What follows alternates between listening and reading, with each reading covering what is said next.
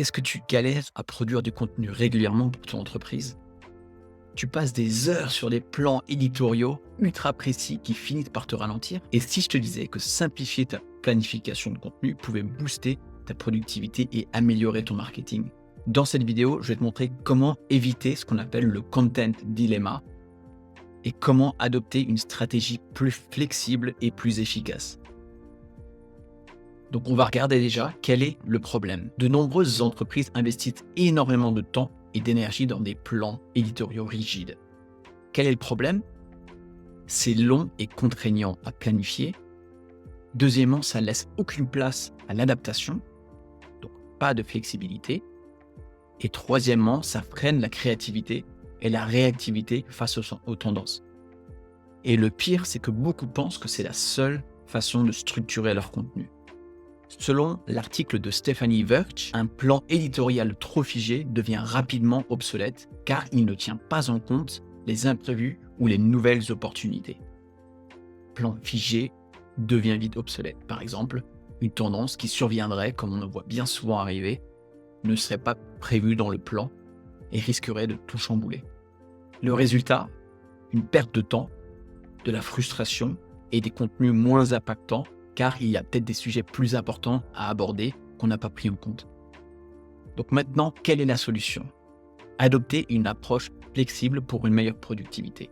Donc au lieu de s'accrocher à des plans éditoriaux complexes, il est temps de définir ta stratégie de contenu. Reste avec moi, je vais te montrer comment faire. On va voir en 3 étapes. Donc premièrement, utiliser une roadmap éditoriale légère. D'abord, un mauvais exemple serait tu planifies chaque post, vidéo ou article à l'avance pour les 6 prochains mois avec des sujets figés, des dates précises et très peu de flexibilité. Au contraire, une meilleure approche serait de définir des grands thèmes mensuels et que tu ajoutes au fur et à mesure, en fonction des besoins et des tendances. Voici un exemple de roadmap éditorial flexible, par exemple pour un coach en marketing digital. Tu pourrais dire, en janvier, je veux parler des stratégies de contenu pour l'année 2025, 2026, etc. En février, je parlais du SEO, référencement. En mars, je parlais de la publicité en ligne. En avril, je parlais d'automatisation et d'intelligence artificielle, etc. Pourquoi est-ce que c'est mieux? Tout simplement parce que si une tendance forte ou une nouvelle mise à jour de Google, par exemple, apparaît en mars, tu peux facilement intégrer du contenu SEO réactif sans tout chambouler. Deuxièmement, prioriser le contenu evergreen et réactif. Donc le contenu evergreen, c'est le contenu intemporel. Concrètement, des exemples seraient comment optimiser ton site web pour le SEO, ou alors les bases de l'email marketing, ou encore les erreurs à éviter en stratégie digitale. Donc ça, c'est pour les contenus intemporels qui restent donc pertinents toute l'année et apportent de la valeur durablement. Ensuite, il existe les contenus plus réactifs, donc qui sont liés aux tendances et à l'actualité. Donc, par exemple, à un événement ponctuel. Ici, on pourrait penser aux nouvelles tendances ou les nouvelles mises à jour de Google, ce que ça change. On pourrait penser, par exemple, aux tendances marketing 2025, donc qui va fonctionner cette année. Ou alors, tu pourrais aussi parler de Instagram qui ajoute une nouvelle fonctionnalité et comment l'exploiter. Et donc, très important, pourquoi combiner les deux? L'Evergreen, lui, permet d'avoir des contenus toujours utiles, indépendamment de l'actualité. Et le réactif te permet d'attirer du trafic rapidement en surfant sur les tendances. Troisièmement, tu vas mettre en place un processus de production rapide. Donc, tu peux structurer ta production autour de formats standardisés pour éviter de perdre du temps et de tout devoir recréer.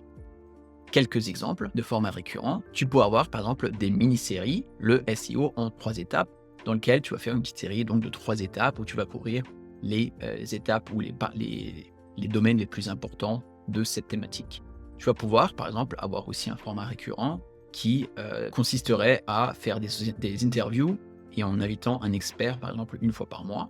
Ou alors tu pourrais faire des tutos, par exemple comment automatiser sa gestion de contenu avec Notion. Aussi, pense à réutiliser et adapter du contenu existant. Au lieu de vouloir toujours créer du contenu neuf, recycle ce que tu as déjà produit. Quelques exemples, un article de blog, tu pourrais le convertir en une vidéo YouTube, ou vice-versa évidemment. Tu pourrais par exemple aussi convertir une vidéo longue en short reel, donc en version plus compacte de 1 minute, ou alors tu pourrais convertir un podcast en un post LinkedIn. Pourquoi c'est efficace? Tout simplement parce que tu produis plus vite sans te surcharger et que tu exploites au mieux chaque contenu. Le résultat, c'est que tu vas perdre moins de temps sur la planification, plus tu auras plus d'agilité et un meilleur impact marketing. J'espère que tu auras compris à l'aide de ces exemples l'importance d'avoir un plan souple.